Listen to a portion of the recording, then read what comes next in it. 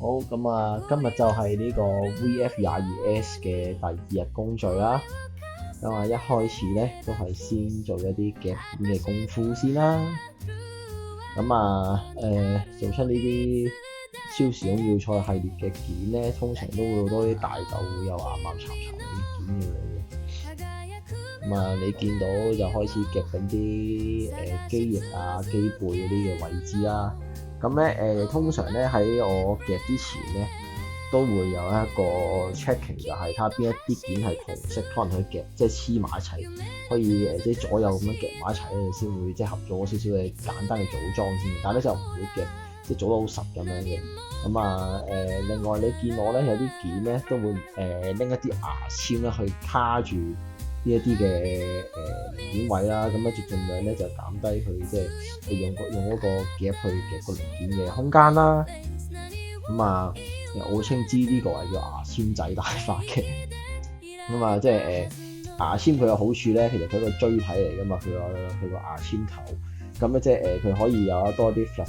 咁啊，你見我另外一個咧就會拎一卷呢啲有身嘅皺紋膠紙啦。咁咧其實佢同 BlueTech 嘅做法有啲似嘅。咁咧我哋會用個夾咧就去夾住咗個皺紋膠紙頭咧，就反轉，即係有黏力嗰邊向外咧，就去抖翹幾個圈咧，咁就去做一個黏力嘅地方啦。咁有啲人咧通常就會見到似話用雙面膠啊嗰啲，冇乜所謂。我覺得呢個皺紋膠紙咧就會比較方便啲啦，因為咧即係皺紋膠紙佢又搣，即係唔需要搣多一浸咁樣啦。咁同埋咧佢嗰個即係佢嗰個可塑性都高嘅，即係佢唔會好似其他啲透明嗰啲膠紙咧，咁就會咁會翹氣咁樣嘅。咁啊，你見有啲可能啲彎位弧形入邊嘅件啦，咁咧又或者係一啲比較細粒嘅一啲嘅又夾唔到嘅件嘅時候咧，我就會用呢個皺紋膠紙咧，就去稍稍黏住咁樣嘅。哎呀，呢個甩咗，鬆個手啦，咁啊，但我相信大家喺砌模型組裝嘅時候都會有呢個情況發生嘅。好，咁啊，繼續落去夾件啦。咁就呢隻 VF22暫時即係剪完件再即係去做噴塗嘅時候嘅心得就係覺得啲件咧就唔算好多嘅，係啦。咁啊，你又見到都係用呢個牙籤大花，就拮住中間啲窿。咁啊講翻頭先呢個件數啦，咁應該都唔算好多嘅。咁啊所以咧就即係噴完之後咧，就會係應該要做多1-2次嘅分析啦。咁咧今次呢一隻咧，我就即係上一條片都有講過，咁就會用呢個即係 Mark 7女主角嗰個機體嘅配色啦。咁咧就我望過啲上網嘅圖咧，就係即係佢個主色咧就係好淡嘅淺粉紅色咁樣嘅。咁所以咧出嚟即係喺拍條片錄嘅效果嘅時候咧，佢應間個粉紅色就應該唔會好明顯咁樣嘅，即係你以為係即係白色咁樣，分分鐘係攞出嚟個顏色效果。咁啊，依家繼續去夾緊啲件啦。咁就應該我通常我夾件嘅時候咧，都會做多少少嘅分佈嘅即係叫做分佈嘅夾件咁樣嘅。即係咩意思咧？咁咧通常嗰一 round 咧，我就會夾一啲特定嘅顏色啦，唔係特定嘅部分啦。例如話咧，可能開頭嘅時候咧，我就會去夾一啲嘅頭啦，同埋個身咁樣啦。咁就即係有一 part 咁樣啦。咁可能手咧就係一個 part 咁樣啦。咁啊，然之後咧就腳就一 part 咁樣啦。咁咧就即係盡量去望下咧，就啲配色有冇漏件咁樣嘅。咁因為咧即係手啊腳啊啲咧都大部分咧一定係即係兩邊一樣咁樣噶嘛。咁所以咧，如果你可能夾嘅時候發現咦成雙成對嗰啲，理論上嚟講，咁點解會得一件咧？咁我哋可能就要望下嗰啲發生咩事啦。會唔會係即係可能執件嘅時候執漏咗啊？定還是係即係嗰件咧特登咁樣嘅咁樣啦？咁啊，所以夾件嘅時候都注意呢樣嘢啦。咁啊另外咧，通常夾件嘅時候咧，都喺夾件之前都會望多一望呢個叫做說明書咁樣嘅，即係有咩問題咧，就最簡單就係呢個望翻說明書，睇下組裝嘅時候嗰啲件咧有冇咩位咧係會露餡嘅。咁如果唔露餡嗰啲位，通常即係啲關節位啊，或者一啲凹入去嘅位咧，咁我就會喺嗰度夾住佢咁樣嘅。咁有時候避免唔到嘅話咧，咁啊可能就會用牙籤大法啦，又或者係呢個皺紋膠紙大法咁樣嘅。咁啊，你都見我哋即係呢個牙籤都會配合埋皺紋膠紙，因為咧有時候啲即係我自己咧就冇買到嗰啲反向式嘅夾咁樣嘅，即係通常咧就你見到呢一啲嘅即係桶狀嘅東西嘅話咧，通常就會用呢個啲人會用反向夾咁樣夾咁樣啊嘛，咁啊夾又會即係舒服啲啦，咁樣噴嘅時候，咁我就會用呢個牙籤嘅，咁一樣啦，咁咧當你整得反黐咗個牙籤嘅時候，皺紋膠紙反黐咗咧，咁佢就會即係有多啲嘅彈性啦，去咩嘅，即係可以去 hold 實件咁樣嘅。咁當然啦，其實出邊啲反夾咧就即係會理論上都會彈性都大嘅，咁但係純粹咧就因為冇特別買到，咁所以咧就即係每次都係用呢個牙籤咧就去即係用呢個皺紋膠紙墊厚佢咁樣嘅。咁你見我頭先嗰啲嗰啲嘅膠即係黐咗呢個皺紋膠紙牙籤係經歷咗幾多嘅噴咗幾多次啦，見到上面都有唔同嘅顏色咁樣。咁啊都繼續夾緊呢啲件啦。咁啊應該都去到差唔多埋尾啦，夾件嘅部分。咁咧今次呢一日咧，我嘅主要個 task 咧就係即係噴咗呢啲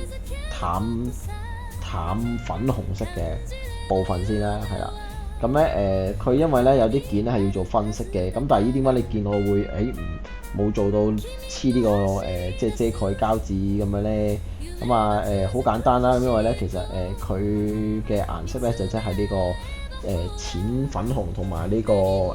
即係粉紅色咁樣啊嘛，即係佢嘅主色係。咁咧所以咧其實如果你先做遮蓋咗深粉紅色嘅，即係當粉紅色嗰部分嘅位置，即係再噴呢個淺粉紅，其實同埋你唔噴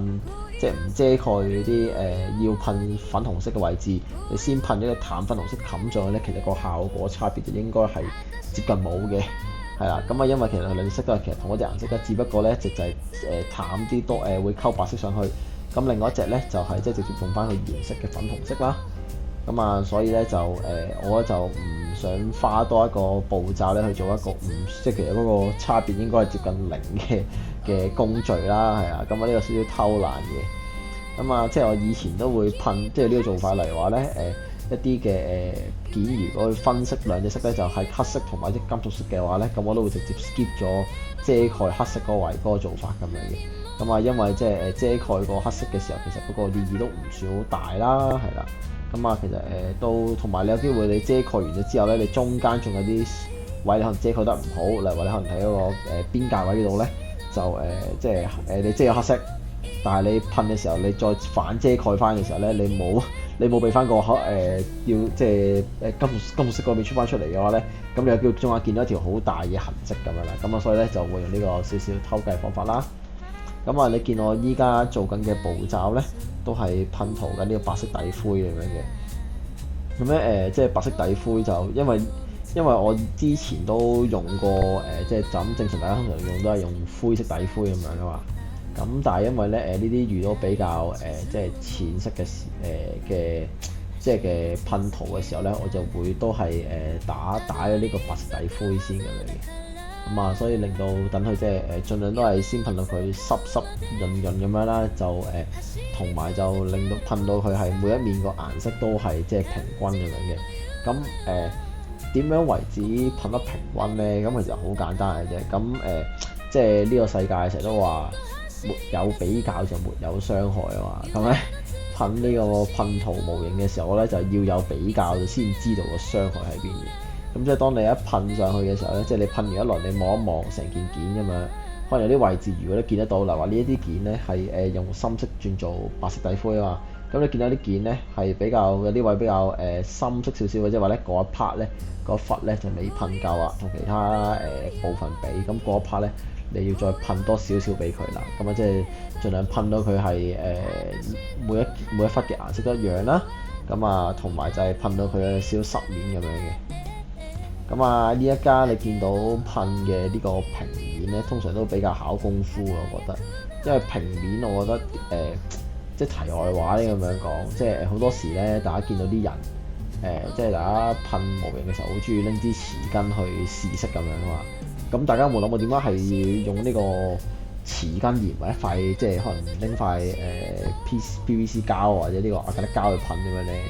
咁因為咧，即係其實我覺得啦，我以我對呢個即係叫物理嘅認知啊，因為咧即係噴塗其實都係一啲液體噴完之後，佢叫即係乾咗成為一個面咁樣，一個 coating 咁樣啊。咁佢噴塗嘅時候咧，咁佢液體嘅時候佢有一定嘅表面張力咁樣啊嘛。咁所以咧，即係喺個曲面嘅表面張力咧，嗰個表現係會好過呢個平面嘅。因為我覺得係咁樣啦。咁所以咧，你望落去一啲即係噴喺匙羹外邊個曲面嘅時候，其實嗰個即係個反光嘅程度係應該會係比平時就咁噴呢個平面一塊呢家啲咁嘅件咧，係應該會嚟得明顯咁樣。咁所以就我會覺得即係題外話就即係呢個有時候睇你自己噴嘅時候要噴匙羹個效果，同埋噴上去一件平面嘅效果咧，都會有啲分別要留意咁樣啦，係啦。咁啊，都輕講呢個話題啦嚇。咁啊，然之後就係呢啲，哎呀，啲好鬼大嘅件啊。咁啊，通常都要好細緻咁望清楚嗰啲位係噴樓啦。咁你見到呢一件咧係有偷計嘅，因為咧佢之後呢個中間咧就會係有啲件去遮蓋住佢咁樣嘅，即係佢都係同一件拍埋一齊啦。咁啊咁大塊就慳翻啲油，唔會你啲睇唔到嘅內扣位，即睇唔到入邊嘅嗰啲中空位置就唔噴啦，係啦。咁不過當然啦，呢個你都係要睇清楚你嗰件件喺個說明書度係咪真係完全冚住晒嘅？如果佢真係即係冇冚住嘅話咧，咁你又要補噴品，又係一個好痛苦嘅過程啊！我哋見到都係慢慢咁噴啦，即係先噴咗一陣勻循嘅薄噴先啦，因為即係越大塊件咧越容易出事，我成日覺得。咁啊，即係先薄薄咁樣噴咗一陣，咁啊噴夠望下邊度係即係比較之下係即係叫白色比較唔夠嘅個白底灰，咁啊即係用隱約地見到佢有啲零件原本嘅顏色嘅話咧，咁就要再噴啦。咁啊，依家就噴緊，都係開始慢慢補緊呢一 part，仲有啲邊一啲位置係未補到啦。你見到啲邊位咧，通常都好易會出事嘅。咁啊，同埋最近砌模型嘅時候，即係噴完再砌嘅時候咧，就都會特別注意翻啲轉角位，因為轉角位嗰啲嘅嗰啲油咧，即係如果你又會玩咗有變形嘅模型嘅話咧，咁其實佢嗰啲轉角位係有機會好易就即係會刮花，就即係脫漆咁樣嘅。咁啊，所以呢啲位置都特別會噴多少少咁樣啦，係啦，希望即係佢即係嗰個上底灰上得比較實淨咁樣嘅。咁至到另外一件都係比較大嘅件啦，咁啊，即係我覺得即係 Bandai 出呢隻嘅超時空叫賽呢啲件咧，通常都比較大件嘅，即係基本上係 HG 嘅，即係成 part 件咁樣咯。咁所以其實即係噴又辛苦，你做 masking 又辛苦咁樣嘅呢個位就咁啊，即係今日嘅目標應該就係噴晒呢一個淺粉紅色啦。咁之後咧就會再做 masking， 即係就再噴呢個粉紅色咁樣嘅，係啦。咁應該大家都要睇得到咧，就我係會用邊一隻嘅粉紅色㗎啦。咁啊，呢一件件咧就都特別噴得花多少少時間嘅，因為佢啲件啊多牙藍沉沉位啦，即係成個梯級形狀咁樣。咁同埋內籠中間又會有呢個即係佢有個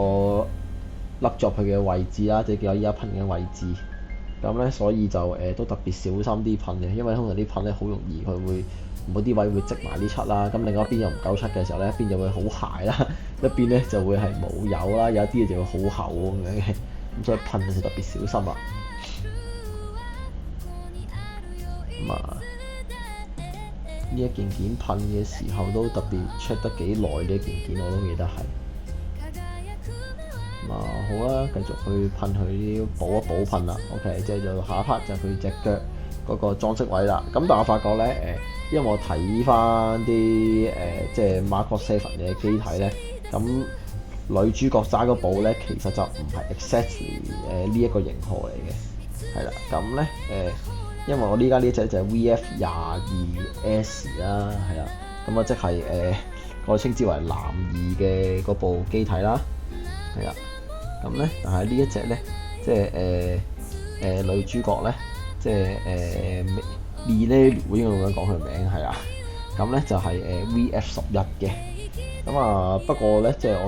我就係睇 Macross 咧，其實佢出咗好鬼多即係系列咁樣啦。咁啊咁但係咧就我自己就係睇咗呢個 Macross 7嘅啫，咁啊之前都有講過啦，即係之前中學生嘅時候就辛辛苦苦儲咗呢個即係啲錢咧就去買咗呢個 Macross 7嘅 DVD box set， 有 DVD box set 我記得，即係可想而知係咩年代，咁就之後依家就呢個時一口氣煲晒佢啦，即係分咗2日煲嘅，即係煲到凌晨4、5點，話嗰時真係算係第一次睇到咁夜。咁講法係就係即係頭先講呢個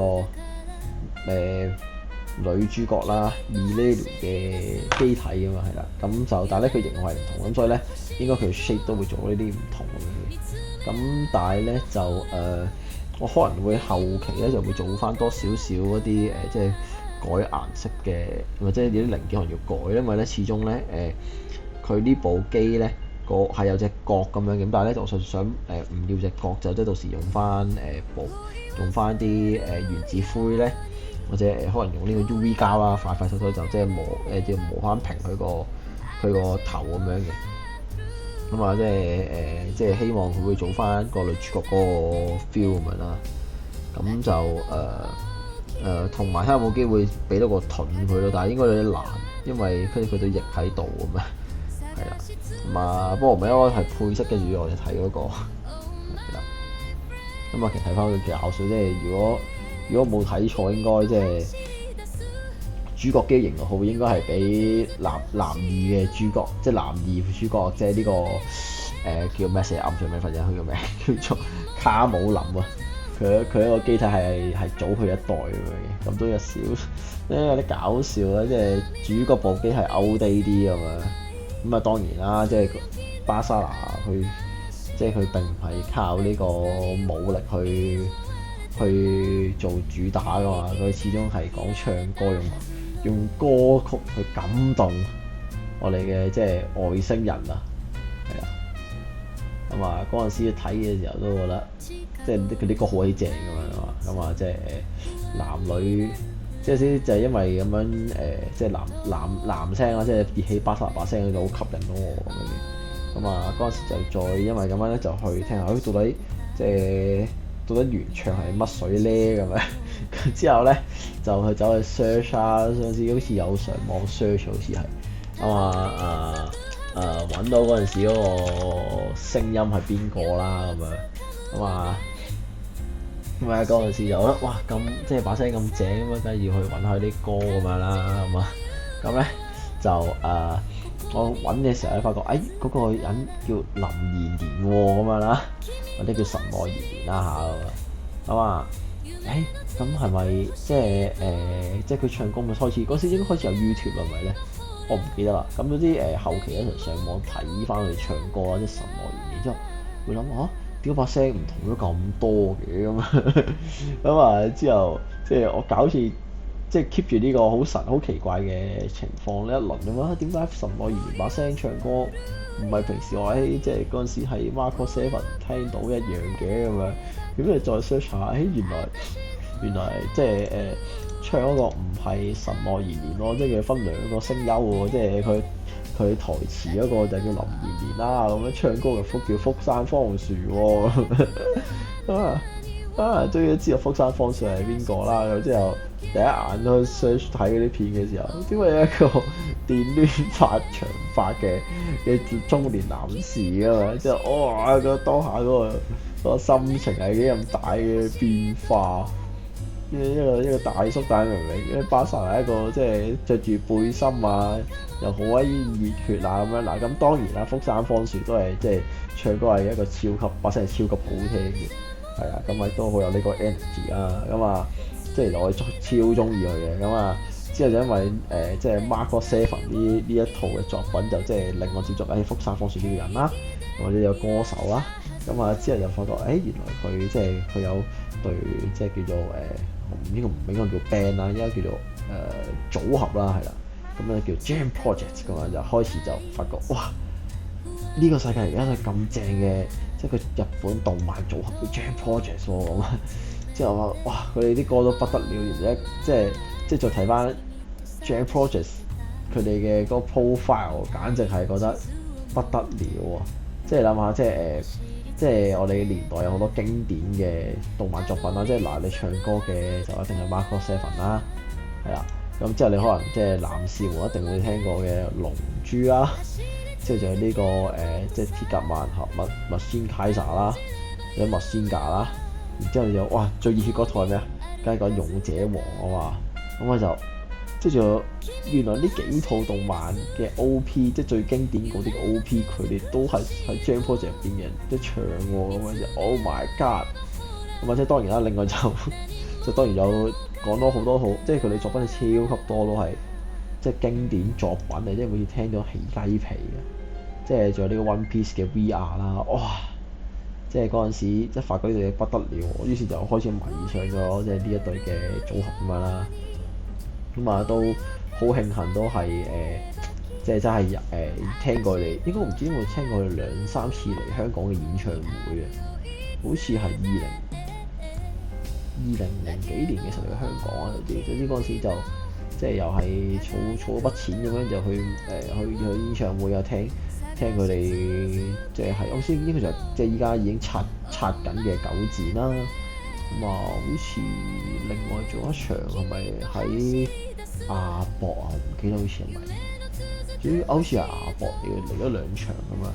咁所以都即係其實即係 Mark Seven 係算係叫我動漫裏邊一套入坑嘅東西，一套作品啦。但係點解我嗰陣時會聽 Marcos 咧？我就唔係靠印象嘅。咁我印象應該就係嗰陣時即係你知啦，無線會成日播呢啲嘅即係動漫嘅卡通咁樣噶嘛。咁嗰陣時就可能播人一但可能特別呢一套一兩幕特別深刻印象咁樣嘅，即係有紅色機械人唱歌咁樣。咁啊，所以就即係就有啲印象喺腦海裏邊咁啊，然之後就即係叫做聽，即係喺呢一套，即係當我大個嚟話，咦，好似腦裏邊忽然之間彈呢套嘢嘅念頭出嚟喎，咁喺腦裏邊彈出嚟，咁我首先去 search 翻就係呢個 Mark Seven 啊，咁之後就即係就咁樣開始就想即係補完翻呢一個叫做童年嘅空虛。咁啊，所以就開始追呢套啦，係啦。咁啊，講下即係都依家噴緊白啲嘅底褲咧，都應該差不多都噴到7-7-8-8嘅印象中呢度時候就。咁啊，係啊，頭先講完呢個即係呢一套即係 Mark Seven 對我嚟講係一個如何入坑嘅一套作品啦嚇，係嘛？咁啊〜依家就噴放嚟噴嘢先，咁啊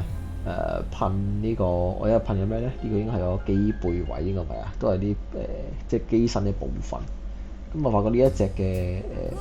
即係呢一個系列嘅模型咧，即係 Bandai 呢一套個系列咧，其實都唔知點睇啦嚇。咁啊即係佢的而且確可以做到變形咁樣嘅，咁但係即係你一定要用啲唔少嘅大件去做變形啦。咁啊，即係之前我整嗰隻 V19，即係男主角機嗰隻啦，其實整咗2隻嘅。咁啊都係要透過即係要大件嘅零件去變形先至，即係先做咗變形咁樣嘅。咁啊呢個位我就覺得睇下點樣咯，係啦。咁即係但係咧就佢個好處，我覺得佢即係嗱，我以 VF19即係巴塞羅嘅機體嚟講嘅話咧。咁我覺得佢個身形比例係即係呢一期嘅模型裏邊，即係呢一期 VF19改嘅即係個比例做得最靚係佢嘅。咁之前有一隻就連埋個底座嘅一隻即係已經完成組裝咗嘅figure啦，先啲為後尾 figure。咁啊嗰個咧佢就好似印象中係嗰個機身係比較瘦削咁樣嘅，咁啊但係好似就係可以變形嘅，咁但係當然啦，即係可以變形，唔使用即係叫換零件嘅方法去做咧，其實係幾好玩嘅。但係個比例就即係 display 出嚟就即係呢一隻就好睇啲咯，係啦。咁啊，但係當然啦，呢啲 HG 機件咧，通常都啲可動性就應該唔會 expect 得做得即係超好，好似 RG 咁。咁啊，係啦。咁啊，所以就睇你點樣睇咯。不過我覺得都係最緊要就好玩開心，一齊模型就係。咁啊，依家就都係噴緊白底灰嘅時候啦。咁啊，你見我都係先噴咗一搏，噴一陣，然之後就即係再慢慢補翻，睇下噴到佢濕潤就停手咁樣啦，即係再檢查下啦。咁同埋有時候呢件咧，就算啲薄件都好咧，我都一定會噴埋條邊咁樣嘅，即係條薄邊都要噴，因為就即係始終咧，尤其是啲改色嘅模型咧，就一定要噴得即係要夠勻循同埋夠啊，要噴得。即係如果你即係呢件佢本身係深色件，你轉淺色件，咁你一定又要做，即係你如果你噴得遮得唔好嘅時候咧，其實會好明顯會見到原本嘅顏色喺呢度咁，所以特別小心啊呢個位係啦。咁啊，即係依家噴緊一啲嘅呢個好似係手臂嗰啲內入邊嘅位嚟嘅，咁啊，所以就都係一個重複科佢又掹一件噴一件，掹一件噴一件，呢一件噴一件嘅過程啦。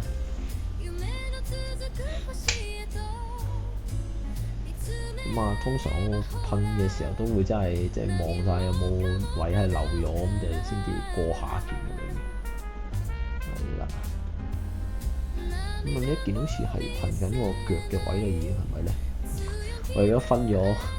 我砌嘅時候就已經分咗呢個左右，咁啊即係分咗身軀啦，同埋即係手腳咁樣3 part 嘅，咁啊所以即係會檢查，會知道邊一啲件係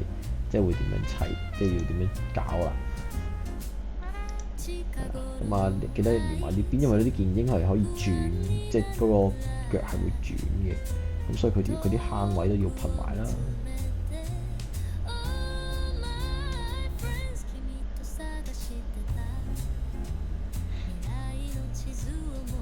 咁啊，呢就噴緊呢啲腳嘅件，印象中好似係嗰啲件就你見到呢啲件咧，通常都係我會叫左右合咗佢先至再噴咁樣嘅。其實呢度你見到其實2件件嚟嘅，咁啊因為其實2件件排埋一齊，其實就變成一個關節位嚟㗎啦嘛。咁啊咁但係咧就如果你分開嚟噴嘅話咧，咁就其實有機會你噴咧，有機會係會有呢個色差咁樣嘅。咁所以就我就會覺得就會先輕輕咁拍埋一齊，即係你又唔好夾實佢喎。咁啊等佢又多即係佢又可以拆翻出嚟組裝，但係都可以有呢個即係有呢個唔會出現呢個色差嘅問題咧。噴嘅時候，因為有時候你顏色咧就會好衰嘅，即係你好多嘢都會影響到你噴嗰個效果啦。係啦，即係個成色為點樣稱之為咁啊？包括啲咩咧？咁首先就即係你當日嗰個天氣溫度啦。咁啊，即係你個溫度濕度太，即係有可能仲濕嘅話咧，可能就會即係叫會霧化起沙啊，咁就影響呢個顏色啦。咁啊，然之後你當日噴嗰啲油嘅濃度啦，咁即係就算同一日噴都好咧，可能你每一次倒油上去，即係你補啲油上去啦。咁你可能補油嗰個時候有冇奧運啊？然之後你噴嘅時候嗰個力度嘅大細啊、厚薄啊，咁啲全部咧都係會影響咗嗰個嘅，即係嗰個噴出嚟嘅效果咁樣嘅。咁所以咧，如果喺啲左右夾埋件咧，即係通常攞喺手臂啊、腳啊、手叫咩？即係手嘅前臂啊咁樣好輕咁樣，嗰啲左右兩件夾埋一齊。咁啊咁因為如果你見到有分，即係有個顏色嘅差異喺度咧，咁就其實就會有啲核突嘅。咁所以就會即係咁樣夾住佢。就即係等佢即係噴嘅時候可以比較到，呢一忽有冇噴唔啱咁樣啦，可能一邊深色一邊淺色咁樣，係啦。咁咁啊，即係就噴埋啲有你弧面有嘅件啦。咁呢啲噴弧面嘅件咧，就其實都即係會噴出嚟比較都 satisfying 嘅，因為曲面咧就即係會容易會噴到去係好，即係個濕面出嚟係幾靚嘅，係啦。咁不過當然乾咗嘅話咧，咁佢就變一個滑滑嘅面啦，咁就即係未必係好反光。即係如果你要反光嘅話咧，可能咧就即係你要再噴叫做亮光，就再做呢個拋光啦嚇咁啊。咁我之前做一隻有亮光嘅拋光都花好多時間，但真係出嚟效果好靚。咁啊做一個叫做中國風嘅模型啦。咁啊遲啲可能我整條片拍下自己砌完嘅模型咁樣係啊。因為唔知大家會唔會即係特別都即係砌完隻模型都要點樣去對待佢咧？咁通常我就會即係拍，即係首先砌完之後欣賞下啦，玩下佢啦，之後咧就會花啲時間去拍下片啊，影下相咁就記錄低呢個成品啦。咁我應該喺我即係不經不覺裏邊就應該都砌咗30-40隻模型啦已經。咁都我自己玩就係中意即係呢個玩改色啦，嗰啲特別有趣嘅顏色啦。咁啊即係我亦都遲啲拍下片。你知我見到之前隻 MGSD 就係即係懶係特別咁做黑色嘅翼，然之後做呢個白雪機嘅配色咁樣。咁啊呢一隻我就係做呢個即係女主角機嘅顏色啦，因為好似坊間都好似唔見有女主角機嘅模型啊，就算有都係好舊啊，所以應該都難揾，因為佢部真係 VF11，都真係有啲難揾嘅我見。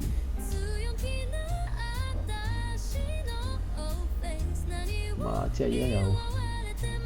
呢好似係手嘅零件嚟，呢個好似唔係咧，記得。因為有見呢隻 VF11出嘅模型，好似係幾多年前嘅事啊！你即係揾一下，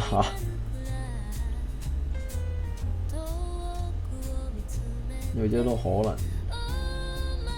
佢個盒連個盒都係啲超級舊嘅盒嚟嘅喎 ，Bandai 出嘅。嗰隻1:144，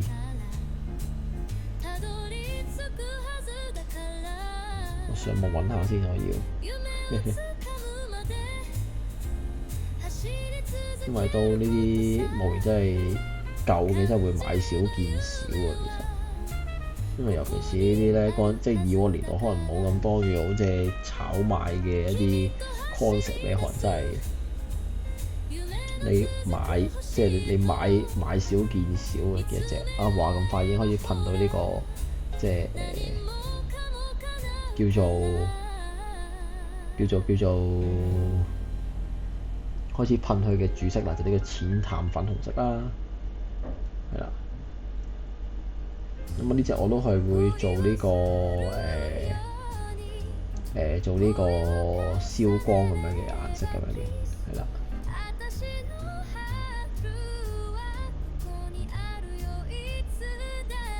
不過如果佢真係有一隻原裝嘅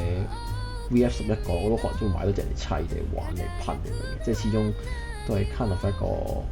未完，即係咪叫心願啦，係咪啊？係啊，我睇到應該係2012年嘅產品嚟嘅，即係呢一個Macross 7女主角機嘅呢個 VF11改。哇！即係都10幾年前，佢應該都唔會再翻模嘅，應該就算你坊間有咯，應該有機會俾人炒貴，唔係講笑。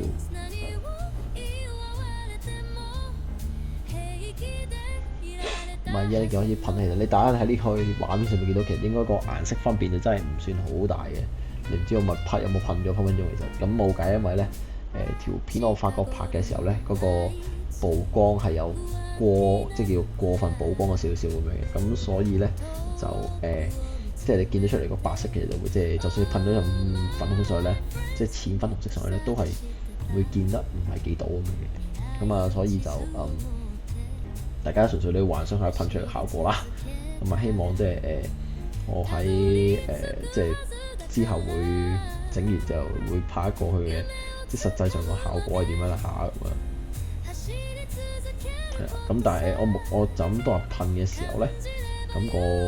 色咧其實真唔係白色嚟嘅，係淺淺嘅粉紅色。係啦，哇！即係頭先講呢個12年前嘅模型，如果而家睇翻應該即係全世界都冇貨啦咁樣。咁但係咧喺呢個某個二手拍賣嘅網站睇咧，模型都成600-700蚊，12年前嘅，即係可想而知。不過即係呢啲模型嘅嘢係即係你擺得越耐咧，可能擺翻100幾廿年咁樣，咁可能就會升值10倍咁樣啦。以前可能你知喎幾廿蚊一隻咁樣啊，依家幾嚿水一隻喎，大佬。咁但係當你砌完嘅模型咧，反而就會有變得唔算值錢喎。因為始終可能都係你砌模型，你砌得靚啊，呢個先至有人會俾錢去揾你做代工啊，或者買呢隻模型啊咁樣啦。咁啊，所以即係砌模型嘅真係一個真係個人嘅興趣啊，真係。咁啊，依家就腳噴嘅位置啦。咁啊我係頭先講就講到咩顏色咁咧？我今次用咧就即係用呢個嘉雅嘅好似係 flat white 啊，即係再溝呢個 brilliant pink。咁啊溝咧就應該係大約5:1左右，即係5份白色1份，又知唔知咧？就溝好少嘅粉紅色嘅，真係可能你見到嗰個顏色似係係有少少肌膚嘅紅白色咁樣咧就唔夠嘅。咁因為佢始終本身隻機個顏色都接近係白，即係白到喺個紅色咁樣。咁啊，所以其實你就喺個 mon 度睇咧，都覺得其實應該都睇唔到佢噴咗啲粉紅色咁樣嘅。你真係可能要專心睇到啦。咁啊條片呢間都會校翻正嗰個曝光咁樣就所以可能後邊一啲就會清楚啲啦。咁至於有啲部分其實可能最後係會噴粉紅色嘅，咁但係我都照噴咗呢個淺粉紅先，我唔理啦，因為就即係始終就係佢最尾其實都唔會影響，只不過噴咗有一次咁解啫。不過算啦，我寧願慳翻，我寧願用呢個有你冇你都照噴嘅時間去慳翻要做分析嘅時間，係啦。咁你見到我開始用呢個我而家見呢都係啦，見到件咧見到應該會特別啲粉紅色會多啲咁樣，呢一件噴得清楚啲嘅，係啦，有少少粉紅色咁樣啦。所以出嚟個效果目測其實都幾好嘅咪。即係當做呢 part 就諗下一日咧就應該會係做呢一啲件嘅分析嘅環節啦。咁樣就到時就會喺度瘋狂拎嗰個遮蓋膠紙遮住呢一啲嘅唔使噴深粉紅色嘅位置咁樣嘅。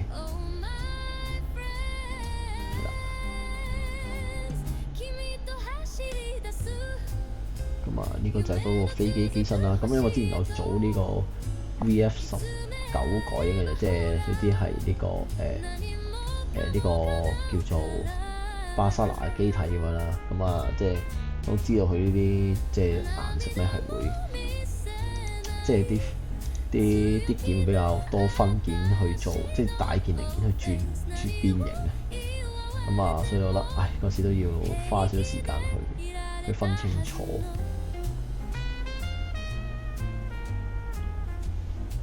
你而家見到開始啦，喺翻呢一度咧，可能見得清楚少少啦，就係咧佢即係其實嗰隻淡粉紅色咧，其實就真係佢都幾隱約咁樣嘅，係啦。咁但係因為始終條片個曝光白色得爆，即係爆少少，咁所以咧就實際肉眼睇咧，其實佢嘅粉紅色咧係會鮮色少少嘅，即係冇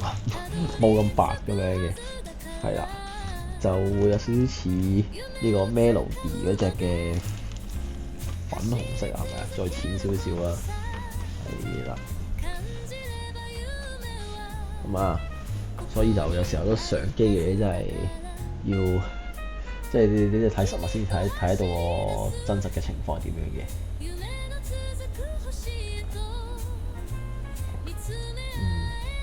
就做噴住最大嗰件件嗰個部分啦，又係好煩呢啲位置啊，要小心咯，又唔好噴太多，唔好噴唔夠跟住出唔到色，係啦，就要噴得勻循咁樣。因為有時你大件嘅件咧，可能會積到噴到起沙咁樣，咩好煩。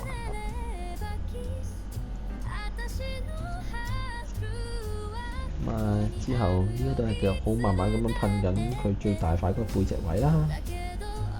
係啊，咁背脊位都之後都會做翻一啲嘅分析，就俾翻個粉紅色做個即係襯托咁樣嘅。咁我之前都講過呢個631嘅比例啦，即係顏色嘅比例咁樣，即係你有60% 咧，就係你嘅主顏色，就即係佢呢個嘅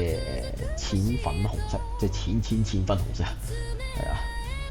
咁啊，另外就係有呢個3成就係佢嘅即係叫配色啦，或者叫副色啦，我會叫做咁啊，就係呢個叫做粉紅色係啦。咁應該都用翻 Brilliant Pink 做佢嘅顏色咁樣嘅。咁雖然或者可能溝到少少紅色咯，係因為見呢隻 Brilliant Pink 咧，其實就同佢嗰隻嘅19改嘅顏色11改嘅顏色咧，其實係佢會應該唔係喎，應該都差唔多係 Brilliant Pink 嚟嘅喎。咁我就用翻 Brilliant Pink 嘅顏色去做佢個主色啊 ，sorry 個配色咁樣嘅。好，咁啊呢度咧，其實你見到好似你即係我唔講嘅話，你以為我係噴緊呢個叫做coating 咁樣。亮光唔係，其實係噴緊淺白色、淺白粉紅色 ，sorry。咁之後應該噴完呢一轉分色，再噴嘅時候就即係再噴埋其他嗰啲嘅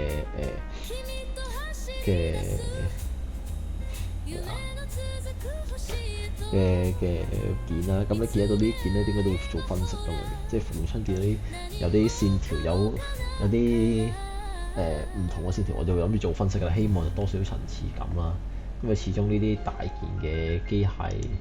件咧，如果唔做多少分色咧，其實會好 dry 嘅，好 plain 咁樣嘅。咁尤其是啲岩巉嘅件啦，咁更加要注意啊，睇下佢有冇即係叫噴得唔勻循啊，有啲噴漏咗位啊咁樣。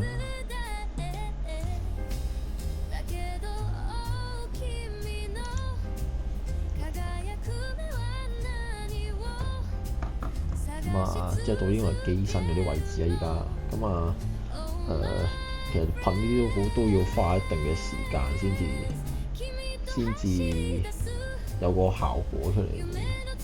我都唔係做模型，即係好細心咁樣啦，同埋你知道要講求你要去規劃好，你諗定要點樣噴，要點樣做。咁如果咧你即係可能有時候你冇規劃到嘅話咧，咁可能有啲嘢你又會重複咁做啦，又會花好多時間去即係 redo 啊、undo 啊、再拆翻啊，咁樣就即係其實會好棘嘅，咁都會好辛苦啦。咁同埋就會好傷會放棄咁樣嘅。所以要即係做模型都係好講你嘅一啲經驗同埋你嘅規劃嘅諗法咁樣啦，係啦。你見到呢一塊面可能會見得到嗰個粉紅色會比較明顯啲噴出嚟就係啦。同埋即係都講開啦，就因為今次係溝油啊嘛，咁所以咧其實溝油都要注意一個事項咧，就係即係雖然出邊啲人應該就唔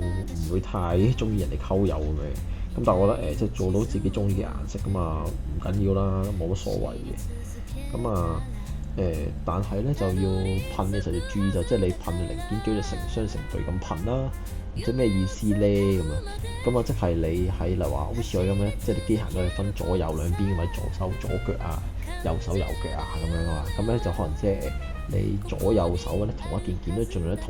同一劑嘅油裏邊去噴啦。因為可能你有時候補油嘅話，你溝油嘅你個比例唔係捉得好啱啦，又或者你可能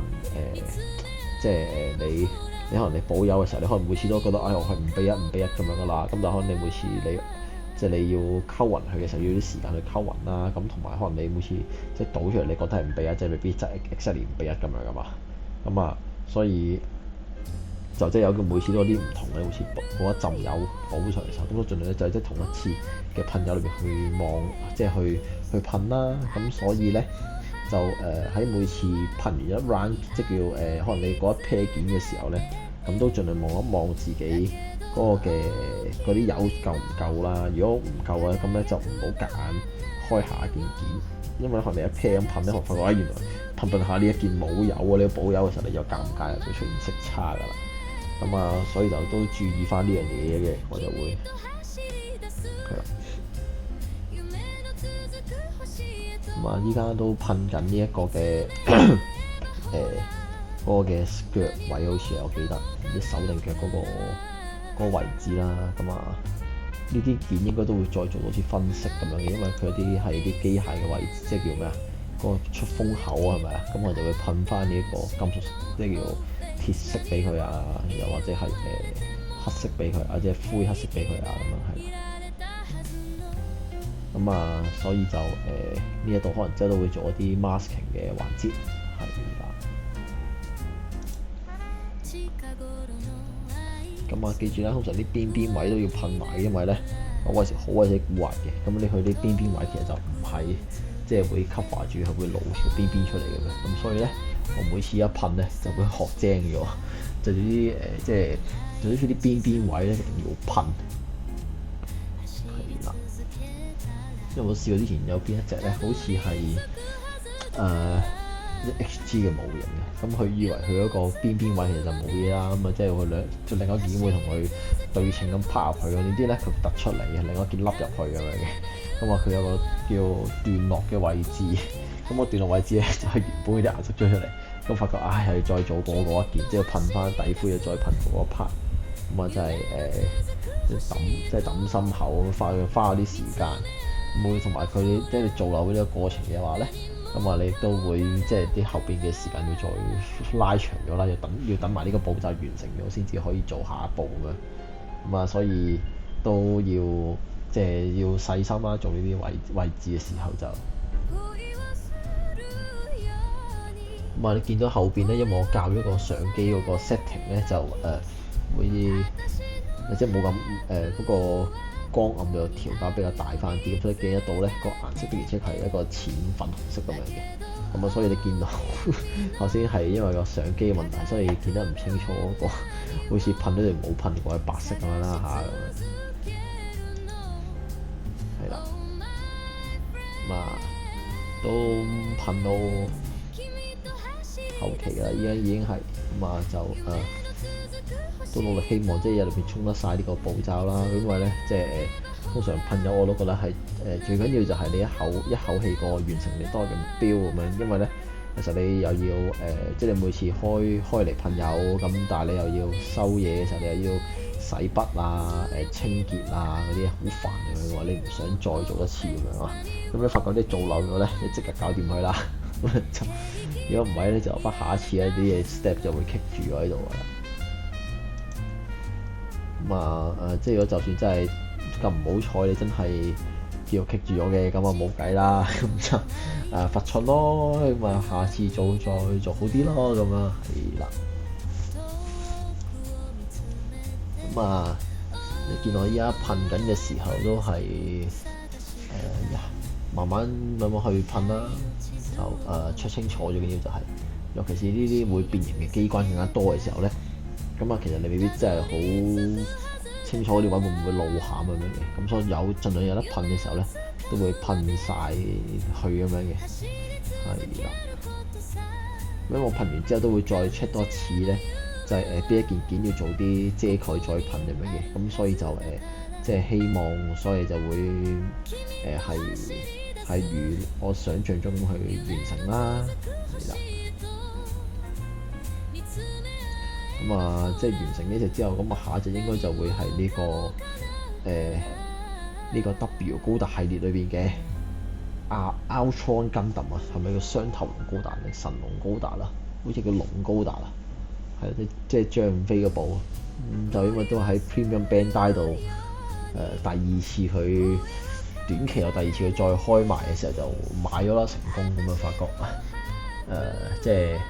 呢隻都應該係幾靚嘅，但我暫時未諗到佢配色咁啊。因為我早幾日啱啱收到，即係應該5月頭嘅時候就收到呢個 Bandai 嘅 email 就話，你一件模型就準備會發貨啦，即係唔係？其實仲有排，其實佢係5月底先發貨，但係話俾我知佢幾時就咁，即係要我係喺呢個限期之前就要整好呢隻啦，費事有散積啊嘛，係啊，咁啊，所以就努力，咁因為呢一度起碼都要噴多，可能噴多2至3次，咁啊，所以就都要花啲時間嘅。咁啊，同埋可能之後都會黐埋個水貼啦，咁啊，黐完水貼之後又要再噴呢個燒光，諗起都係個漫長嘅過程啊！即係細個嘅時候砌一隻模型，可能就只係花你幾個鐘頭咁樣，依家係足足花你幾日咁啊！咁啊，當然啦，始終大人模型嘅世界同埋即係小朋友嘅模型世界又好唔同嘅，咁啊，即係冇得比較嘅，咁啊，所以有啲人就中意掃組就齊嘢，開開心心又下一隻啦，咁就唔會有散積。咁我覺得不如我件都買咗啦，咁啊，隻模型喺度，咁不如我就即係砌，盡力佢砌得叫令到件模型更加有佢嘅價值咁樣啦。咁啊，因為其實我喺呢度呢件模型我都做咗少少黑線俾佢嘅，咁但係其實唔多。咁啊，純粹我記得好似我係喺呢個噴佢嗰個，唔係即係叫喺個機翼嗰度係有做多黑線咁樣嘅。咁啊因為佢呢度其他嘅部分我本來諗住做喺個機背度咧，但係機背因為都比較多呢個曲線，咁我又費事即係曲面上邊去做太多嘅黑線咁樣咯，因為黑線喺個曲面上面咧，真係一個好煩嘅功夫嚟嘅，係嘛？呢一隻我就唔算，即係好有心機咁樣做，係嘛？所以呢隻就即係就做到有懶係特別咁樣嘅情況就算啦，就唔會再丟就太多嘢喺度。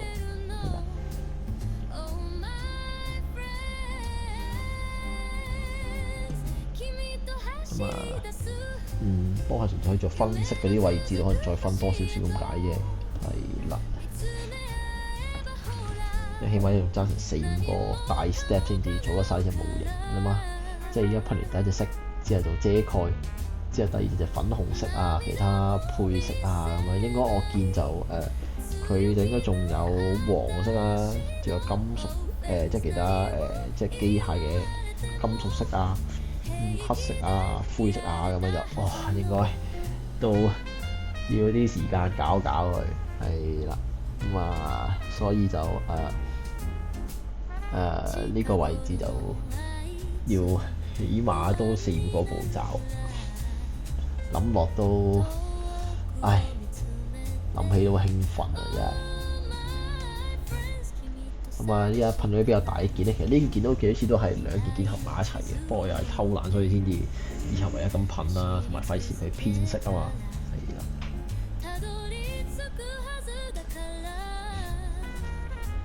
咁啊，呢一件就要花啲少少時間去噴啦，佢個機背同機底用嘢咗。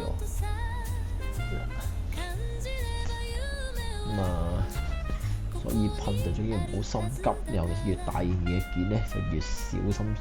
叫做大範圍地慢慢咁樣去噴到夠嘅。又唔係咧，如果你噴到佢一忽忽嘅話咧，咁啊會大件就好明顯咗核突咁樣嘅。咁啊，同埋有咩事嘅時候都 refer to 本說明書，睇清楚有冇啲咩件係應該點樣擺、點樣噴噴，即係邊啲位置係要連埋一齊咁樣嘅。咁啊，應該噴埋呢件之後再噴其他細嘅件，應該今日就差唔多完㗎啦。咁啊，即係都你見到條片就應該去到成個鐘頭㗎啦。其實當日咧